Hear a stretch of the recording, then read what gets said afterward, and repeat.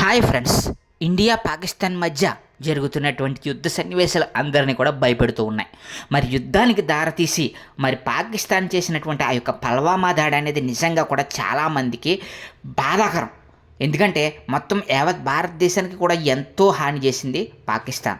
ఏకంగా ఒకటి కాదు, రెండు కాదు, 27 మంది ఇండియన్స్ని చంపి మరి మోడీతో చెప్పుకో అని చెప్పేసి ఆడవాళ్ళని చంపకుండా మగవాళ్ళని మాత్రమే చంపి మరి అలాగే హిందువుల మీద విపరీతమైన దాడి చేసి మరి ఐడి కార్డులు చూసి హిందువు అని తెలుసుకుని మరీ చంపి అలాగే బట్టలు విప్పి ఆవిడ హిందువా ముస్లిమా అని తెలుసుకుని చంపడం చేసింది పల్వామా ఘటనలో. మరి అంత ఘోరంగా చేసినటువంటి పాకిస్తాన్కి ఇప్పుడు కుక్క చావు వచ్చేటువంటి పరిస్థితి వచ్చిందనమాట. పాకిస్తాన్ దేశం మొత్తం సర్వనాశనం అయ్యేటువంటి రోజు దగ్గరికి వచ్చేసింది. మరి దాంతో ఇప్పుడు పాకిస్తాన్ ఏం చెప్తుందో తెలుసా? పాకిస్తాన్ యొక్క సెక్యూరిటీ సైన్యం ఏం చెప్తుందో తెలుసా? మా దగ్గరకు వస్తే, పాకిస్తాన్ జోలికి వస్తే పాకిస్తాను మరి భారత్ మీద అణ్వాయుధాలు ప్రయోగిస్తానని చెప్పేసి కొన్ని కబుర్లు చెప్తున్నారనమాట. అసలు భారత్ మీద కనుక పాకిస్తాన్ అణ్వాయుధాలు ప్రయోగిస్తే జరిగేదేంటి? అసలు ఎవరికి నష్టం? అసలు నిజంగా పాకిస్తాన్కి అంత దమ్ము ఉందా లేదా అనేది ఈరోజు మన వీడియోలో మనం మాట్లాడుకుందాం. మీరు ఎవరైనా కనుక ఫస్ట్ టైం మన ఛానల్ చూస్తున్నారా? అయితే వెంటనే మా ఛానల్ చూసి సబ్స్క్రైబ్ చేసుకుని పక్కన ఉన్న బెల్ ఐకాన్ని క్లిక్ చేసేయండి. అలాగే మరి ఇలాంటి మరిన్ని వీడియోస్ కావాలనుకుంటే ఈ వీడియోని లైక్ చేసి మరి ఇండియా పాకిస్తాన్ సంబంధించినటువంటి గొడవల మీద మరి మీరు కామెంట్ చేయండి. మీరు కామెంట్ చేస్తే నేను మరిన్ని వీడియోస్ చేయడానికి కానీ అలాగే మాకు మోటివ్ అవుతుంది. ఇవి రిలేటెడ్ టాపిక్ మీద ఇంకా మరిన్ని వీడియోస్ అయితే చేయగలుగుతాను. భారత్ పాకిస్తాన్ల మధ్య వైరం అనేది ఈనాటిది కాదు, ఎప్పటి నుంచో జమ్మూ కాశ్మీర్ అప్పటి నుంచో ఉంది. కానీ పాకిస్తాన్ వాళ్ళు మాత్రం ఇండియా అంటేనే పట్టదనమాట వాళ్ళకి. అలాగే ఇండియన్స్ని ఎప్పుడు ఏ విధంగా చిత్రహింసలు పెట్టాలా, ఏ విధంగా చంపాలా, భారతీయుని ఏ విధంగా నాశనం చేయాలా అని చూస్తూ ఉంటారు. మరి అలాగే మరి రీసెంట్గా పల్వామా ఘటనతోటి పాకిస్తాన్ తన చావుని తానే తెచ్చుకుందనమాట. తన నాశనాన్ని తానే తెచ్చుకుంది. అంటే ఇండియన్స్ని 27 మందిని పల్వామా ఘటనలో ప్లేస్ చూద్దామని టూరిస్టులకు వెళ్ళినటువంటి వాళ్ళని మరి చంపేసి, కాల్చి చంపేసి ఇష్టం వచ్చినట్టు టెర్రరిస్ట్ అటాక్ చేసి మరి చేసింది. దాంతో భారత్కి ఉన్నటువంటి కోపానికి పాకిస్తాన్ తట్టుకోలేకపోతుంది. వెంటనే పాకిస్తాన్లో ఎవరైతే ఉన్నారో, భారత్లో ఉన్న పాకిస్తాన్ వాళ్ళందరినీ కూడా వెళ్ళిపోమని ప్రధాని మోడీ మంత్రి గారు ఎవరైతే ఉన్నారో ప్రధాని మోడీ ఆదేశించడంతో అలాగే సరిహద్దులు మొత్తం మూసేసి మొత్తం ఇండియన్ ఆర్మీని మొత్తాన్ని కూడా ఆ యొక్క సరిహద్దుల్లో బైఠాయింపజేసి మరి పాకిస్తాన్తో యుద్ధానికి మరి సై అన్నది భారతదేశం. మరి భారతదేశం జోలికి వస్తే ఊరుకుంటుందా చెప్పండి? ఒకళ్ళు కాదు, ఇద్దరు కాదు, 27 మందిని అన్యాయంగా కాల్చి మరి టెర్రరిస్టుల రూపంలో ఉన్నటువంటి నరరాక్షసులు అన్యాయంగా హిందువులా కాదా అని చూసి మరీ చంపి ఒక ఆవిడ దగ్గరికి వెళ్ళి మరి ఆవిడని చంపకుండా నీ మొగుడిని చంపుతున్నాను, నీకు ఏదైనా కానీ చూసుకో, వెళ్ళి మోడీకి చెప్పుకో అని చెప్పేసి చెప్పినటువంటి దుర్మార్గమైనటువంటి దేశస్తులు పాకిస్తాన్ యొక్క ఉగ్రవాదులు. మరి అటువంటి ఉగ్రవాదులు ఉన్నటువంటి భూమిని మరి ఎలా బతకని వాళ్ళు చెప్పండి? భారత్ అంటే వాళ్ళకి అంత చిన్న చూపు, భారత్ అంటే వాళ్ళకి అంత అలాగే 27 మందిని చంపి మరి భారత్ తోటి కయ్యానికి కాలు దువ్వారు. మరి ఆ విధంగా చేయడంతో ఇండియన్ గవర్నమెంట్ కోపం వచ్చి ఏం చేసిందో తెలుసా? వెంటనే కూడా మరి ఆ యొక్క జీనాబ్ నదీ జలాలని ఆపేసింది.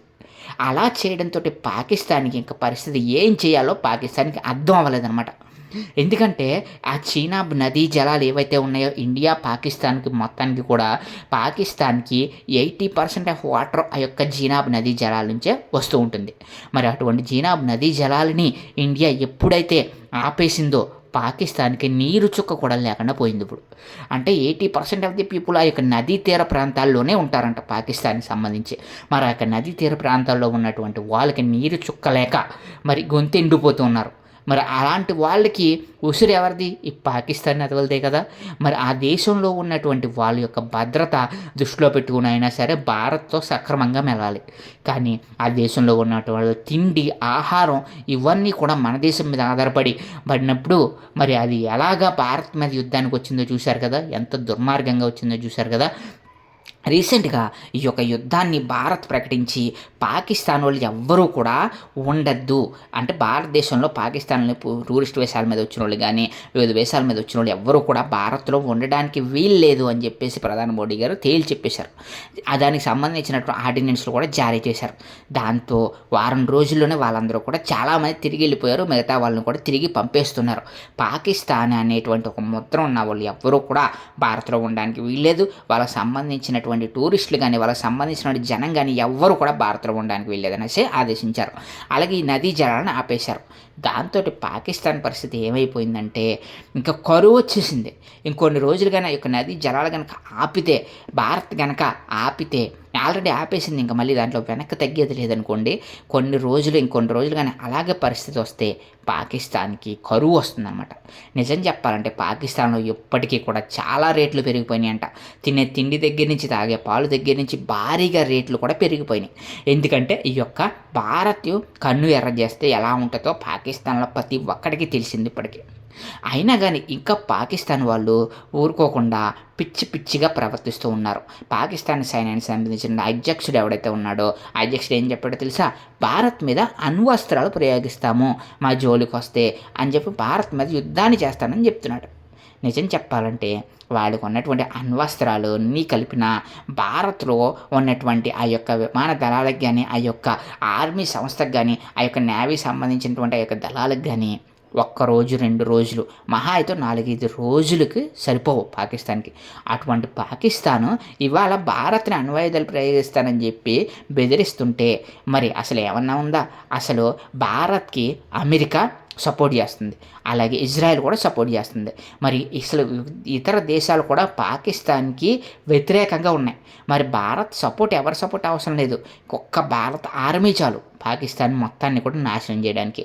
మరి అసలు పాకిస్తాన్లో ఉన్నటువంటి భారత్ ఆ యొక్క అణ్వాయుధాలకు సంబంధించినటువంటి ఆ యొక్క ఉంటాయి కదా, ఆ యొక్క దాడులు చేసేటువంటి సంస్థలని కనుక నాశనం చేయాలనుకుంటే ఒక్క రోజులోనే మొత్తం అన్నాటిల్ని కాల్చేయగలదంట. మరి అంత శక్తి ఉన్నటువంటి భారత్ని పాకిస్తాన్ బెదిరించడం అనేది నిజంగా కూడా చాలా హాస్యాస్పదంగా చెప్తూ ఉన్నారు. ఎందుకంటే వాళ్ళకి ఇంకా ఏ రూటు లేదు.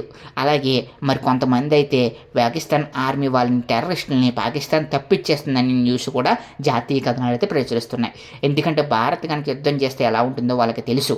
పాకిస్తాన్ అనేది నామరూపాలు లేకుండా పోతుంది అనేది కూడా వాళ్ళకి తెలుసు.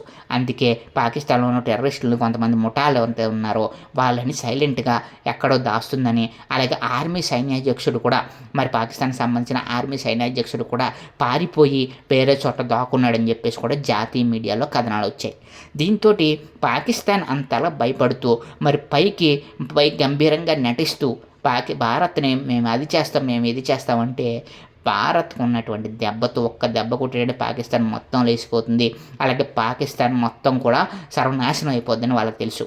అయినా కానీ ఈ విధంగా భారత్కి బెదిరించుతున్నట్లు ఇష్టం వచ్చినట్టు వ్యాఖ్యలు చేస్తున్నారు. దానివల్ల ఏంటంటే మనకి ఇండియాకి వచ్చే ప్రమాదం అయితే ఏమీ లేదు. ఎందుకంటే మనకి దాకా వస్తే మనకు ఉన్నటువంటి సైన్యం కానీ, మనకు ఉన్నటువంటి యొక్క ఎయిర్ ఫోర్స్ టెక్నాలజీలు కానీ అవన్నీ కూడా పాకిస్తాన్ని ఈజీగా ఎదుర్కోగలవు, పాకిస్తాన్ని ఈజీగా నాశనం చేయగలవు. ఈ విధంగా భారత్తో యుద్ధం వస్తే పాకిస్తాన్కే పెద్ద బొక్క. మరి అటువంటి పాకిస్తానీ వాళ్ళు, అలాగే ఉగ్రవాదులు, వీళ్ళందరూ కూడా టెర్రర్ని మానుకుని మరి పైకి పోవలసినటువంటి పరిస్థితులు పాకిస్తాన్కి ఎదురయ్యే ఛాన్సులు ఉన్నాయి. భారత్ కనుక యుద్ధం చేయకుండా భారత్ని పాకిస్తాన్ కాళ్ళ మీద పడి వేడుకుంటే తప్ప పాకిస్తాన్ వదిలే ప్రసక్తి అయితే లేదు, పాకిస్తానీ వాళ్ళని దేశాన్ని వదిలే ప్రసక్తి అయితే లేదనమాట. మరి ఈ విధంగా భారత్ పాకిస్తాన్ల మధ్య జరిగేటువంటి ఆ యొక్క అణుయుద్ధం ఏదైతే ఉందో పాకిస్తాన్కి అంత దమ్ము లేదు, అంత సీన్ లేదనేటువంటి వివరాలు అయితే తెలుస్తూ ఉన్నాయి. మరి మీకు మరిన్ని ఎలాంటి పాకిస్తాన్ ఇండియా వార్కి సంబంధించి వీడియోస్ కావాలనుకుంటే కామెంట్ సెక్షన్లో జై ఇండియా, జై హిందుస్థాన్ అని కామెంట్ చేసి మా ఛానల్ సబ్స్క్రైబ్ చేసుకుని పక్కన ఉన్న బెల్ ఐకాన్ని క్లిక్ చేసి మా ఛానల్కి సపోర్ట్ చేయగలిసిందిగా కోరుకుంటూ ఉన్నాను friends. Thank you friends, thank you so much.